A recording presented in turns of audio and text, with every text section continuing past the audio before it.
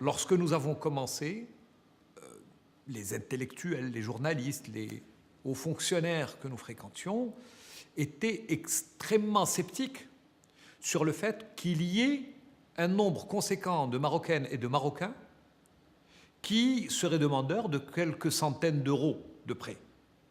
Tout le monde disait non, ça n'existe pas au Maroc. La pauvreté n'existe pas et l'accès au crédit, n'importe qui peut sortir sur le palier, demander à son voisin de lui prêter quelques centaines d'euros, il le fera immédiatement. Et nous avons constaté, nous avons eu la preuve matérielle que c'était une prétention tout à fait fallacieuse. La seconde prétention était que, en fait, à la limite, on peut considérer que ceci s'applique aux hommes, mais les femmes n'existent pas qui seraient de vraies promotrices et qui seraient autonomes, indépendantes dans leur travail et qui auraient besoin de financement extérieur et qui seraient prêtes à traiter avec une institution extérieure. Et là aussi, nous avons fait la preuve que c'était une conception erronée de notre réalité sociale et économique. Et on nous a dit, vous êtes complètement fous, les Marocains, à compter du moment où ils accéderont au prêt, ne rembourseront jamais. C'est couru d'avance. Et là aussi, nous avons, à preuve de millions de prêts qui ont été accordés et remboursés jusqu'à aujourd'hui, que c'est une conception erronée à compter du moment où on construit une relation saine, responsable, avec une perspective de durabilité et de progrès avec ces populations, eh bien, elles sont capables de contracter des engagements et de les respecter de manière méticuleuse. Aujourd'hui, l'essentiel de nos prêts est plafonné à 2 000 €. Et l'essentiel des prêts accordés par les banques ne descend pas en deçà de 20 000 €.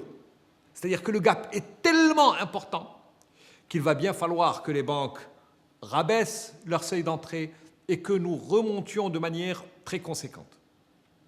Et je ne vois aucune banque capable et désireuse aujourd'hui de répondre à ce monde qui n'est pas servi, qui est celui de la petite et la très petite entreprise. Proparco nous a accompagnés récemment sur un prêt subordonné. Ça veut dire qu'elle a accepté de prendre un risque plus élevé que les prêteurs normaux. Et en faisant cela, elle nous permet de démultiplier notre capacité d'accès au crédit, puisque un prêt subordonné est considéré comme un quasi-fonds propre. Et donc, il y a un effet de levier qui peut se faire avec les banques de la place. Et l'AFD est en train de finaliser avec nous un prêt pour l'extension des prêts au logement et donc des prêts qui seraient de montants plus importants, de durée plus longue et adressés à des populations plus sensibles que celles avec lesquelles nous sommes habitués à traiter. Il y a une fonction de survie pour une très grande partie de l'activité avec laquelle nous traitons.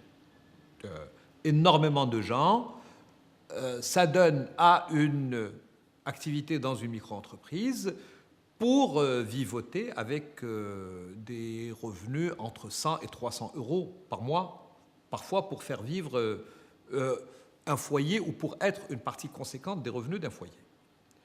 Et une autre partie de la population avec laquelle nous traitons, généralement nous parlons d'activités génératrices de revenus, de micro-entreprises et de très petites entreprises.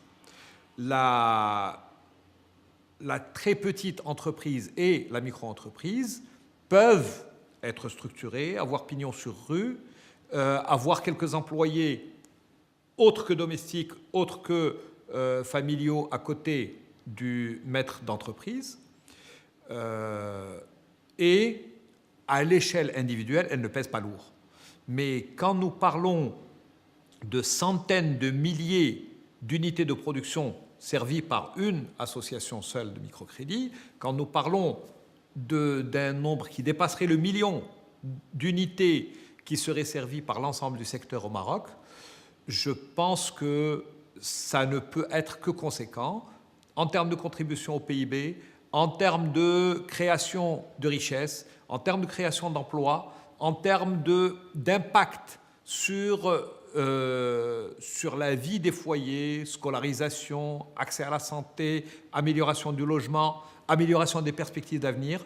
Je crois qu'il est extrêmement dangereux de prétendre que le microcrédit est la solution à tous les problèmes de sous-développement, mais il est clair que c'est un outil qui contribue d'une manière tout à fait notable, sans être révolutionnaire ou phénoménal.